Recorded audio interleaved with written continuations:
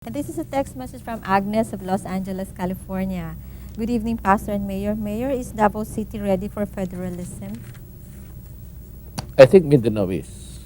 If you talk about federalism, it would affect the island of Mindanao, and it's the dream.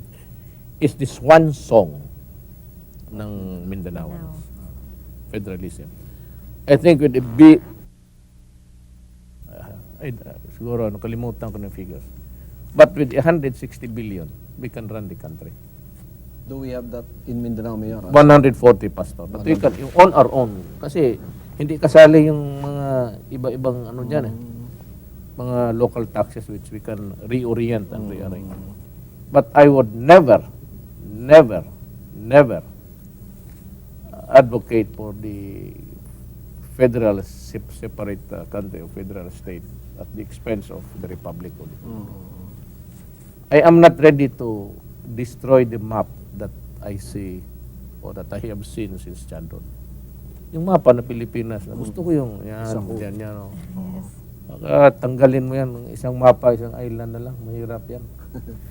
You know what is hard for the Filipinos to attain that? Maraming hindi nakakuha niyan. Sabi nila madali. Very hard. Ngayon ang Davao City, it's a melting pot. There's a lot of tribal representations dito. Ilocano, marami dito. North Davao, North Cotabato, almost ang ano diyan, Ilocano, Ilonggo dito sa Davao. South Cotabato is Ilonggo. Davao City is a mixture of Bulanons, Leteños, Cebuanos. Alam mo, you have to explain to them na ganito yan. It is not really, kung magpayag yan, o ayaw hindi magpayag, it's because that he would never allow to cut this psychological umbilical cord. Pagkakaya ng Cebuano, magsabi yan, paano yung mga Cebuano? Kababayan niya, kadugo niya yung iba eh. Hindi, wala na sila, hindi nagkasaya. Hindi. Paano yung nanay ko doon sa Bohol? Iwan ko kasi yung ibang anak nasa Bohol, yung nanay no. Tapos mag-separate ka dito. Paano kung magpunta yung nanay ko dito? Eh kailangan na ng bagong passport. Ibig sabihin, hindi na sila makapasok. Hindi na. Hindi. The hardest to overcome is the psychological umbilical cord of Filipinos. Ganyan ang mga taga-Pangasinan. Pampanga. Sabihin nila, yung mga nanay nila, noon buhay pa eh.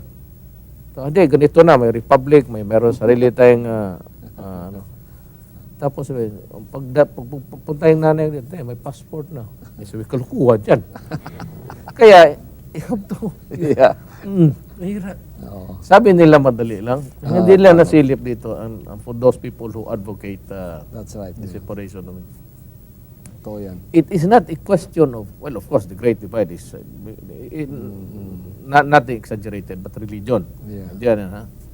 Pero yung even convincing the Christians to separate, mahirap yan. It's not, sabi mo, what do they care about figures? Oh, we'll be earning 160, I can double the pay of the policeman. Okay, sabihin, pero paano yan? No, si Seta, wala na, separate na talaga. Bagong presidente. Tapos mag-isip siya, paano yung taga-Leyte na kapatid niya? Yung native land niya doon sa Bulacan. Yun ang pinaka-mahirap. Hindi nila nakuha yan eh. Yun hindi nakita. I'm sure. I've talked about it privately, but this is the first time that I make it public. Tama. Hindi nila nakuha yung the greatest hindrance. That's the psychological talaga. Is the na mahirap. connection. Yung connection mo. Kasi ako, every time that I get the opportunity, I'd always be happy to pass by Cebu and go to Danao City because it is there where my ancestors are buried. Pupunta ako doon sa cemetery, I light the candle and sabihin ko doon, Lo, even though I never saw you in my lifetime, kasi wala pa man. Pero pupunta ako doon kasi nandoon yung ancestors na. Doon ako yung sa Leyte, doon ako pinanganap. So, paano yan? Hindi na ako kapunta ng Maasin. May kalukuhan yan.